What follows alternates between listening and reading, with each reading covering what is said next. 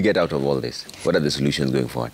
I think, Trevor, first and foremost, we need to be realistic in this conversation, because when we ask for dialogue, we are basically trying to say there are two sides that have had a stalemate, and they need to talk themselves out of that. That is not the situation right now. The situation is there are certain issues that Kenyans are raising. And I think how we get out of here, first of all, to you, the fourth estate, the media, you must also revise the framing of this conversation, because I have been watching the news about the protest in Kenya. If you watch CNN, they are reporting to you that there's protests in Kenya against high taxation. If you watch Al Jazeera, they're telling you there is protests against a finance bill that proposes high taxation. If you watch BBC, they're telling you there is protests in Kenya against high taxation. But when you come to local media, they tell you Azimio protests.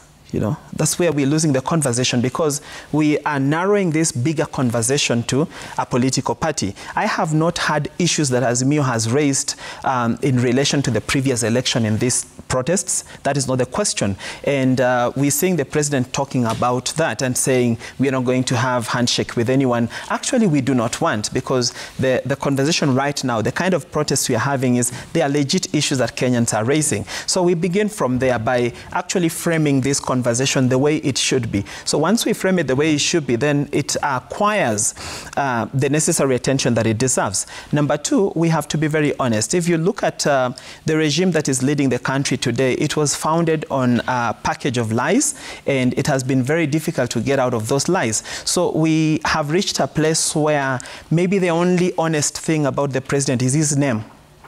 That's the only honest thing. So we have to come back to where we are. And what did you tell Kenyans?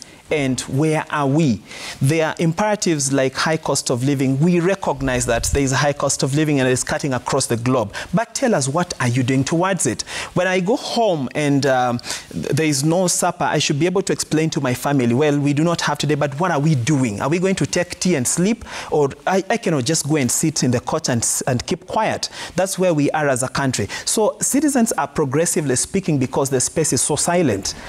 If you look at the cabinet, I think the president could also just reshuffle that cabinet, because when we had maybe the regime of Mwai Kibaki, we had a very particular cabinet ministers that you could single out and say, this one has done this, and in a period of like 3 months. This cabinet, even if you use an electron microscope and try to find out a minister who is working, you can't find none. You know, so what are we? Because that is the engine that drives the country. So if you have people that are sitting there, all they do is insult others on social media and become a public shame, and they are not even regretting that. So where are we heading as a nation? Number three, the president must be very honest about the cost of living and what he's going to do about it, because that is where we are right now. That is what is pressing pushing us to the brink. So if he doesn't address that and he sent us everything to Raila Odinga,